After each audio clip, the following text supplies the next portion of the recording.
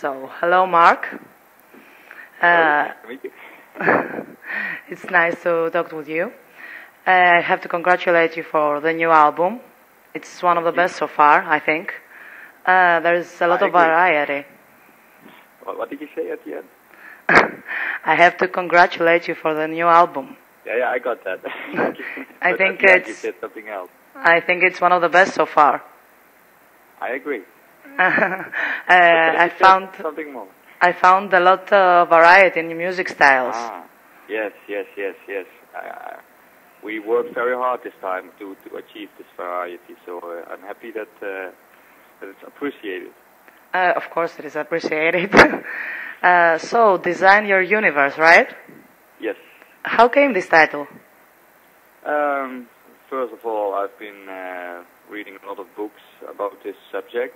To create your own reality and what the role of consciousness is in this creating process. And so I thought, yeah, let's make it the album title because it sounds great, Design Your Universe, and it's not only fiction, you can really do it in real life. So it was a really great subject to write about and to have as album title.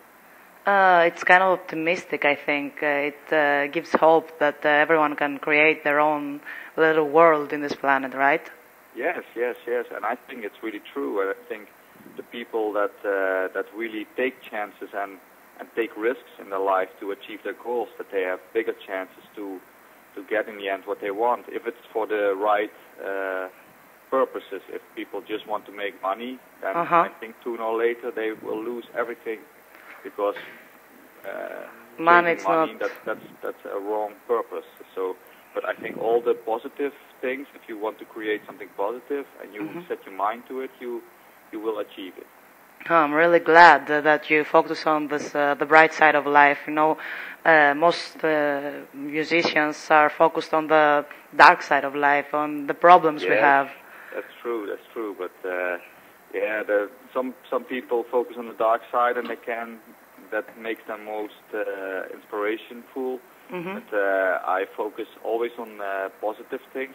Of course, also things that are not positive, but in the end, to have a positive outcome. So that there's always hope, and it's never that bad that nothing can be done. Yeah, I agree with you. So, how have the sessions been? Easy or not? It's every session is completely different. There are always some things you don't expect, and that happens. But this time, things in general went quite smooth.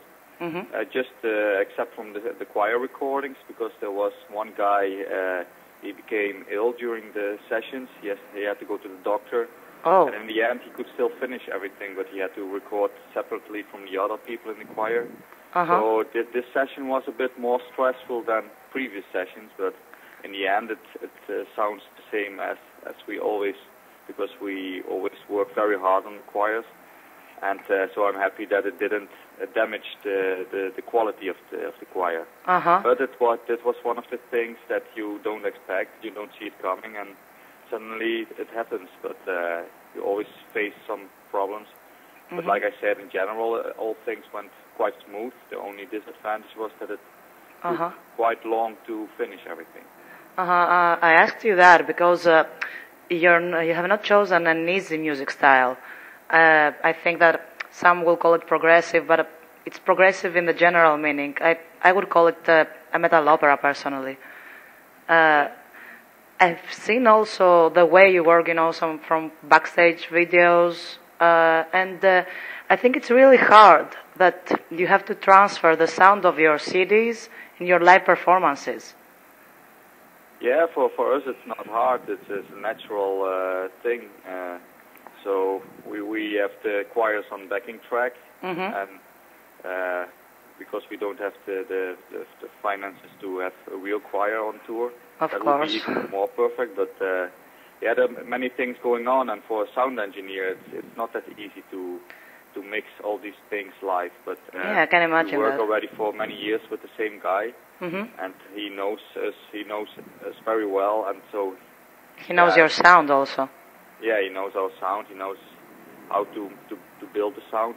Because if we work with a new sound engineer, most of the time that first gig sounds awful. I can imagine that. Going on, if you don't know how to mix it, then it's the first time it's terrible. I think that he has to know every part of your songs, every little change that there is within seconds. Yes, exactly. So every time, as you don't know the songs as a sound engineer, you're always too late, and you always miss the point. So then that's why we always work with our permanent sound engineer, and if when he's not available, then we have a second one and a third one. I got it. On the other hand, that is very good, I think, because it seems that you respect your fans. You don't want to give them something else than they've heard on the CD. No, we want to give them the best possible live performance, and that it sounds good. With a band like us, it's if we don't sound good live, it's just not a good live show. So that's why the sound engineer is like a seventh band member. If we can have a great gig, if the sound is bad, everybody will say after the show it was not a good show.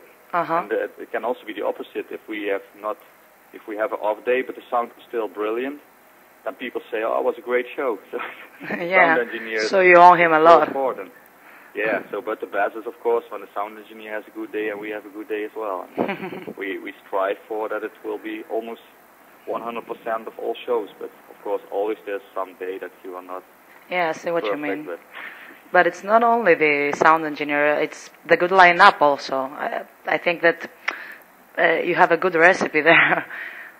Yeah, but because some bands they don't see the importance of a good sound engineer, and that's a pity, because if you don't invest in a good sound, and you don't make next step to a next level, and then you keep on the same level, and you never make this step forward anymore.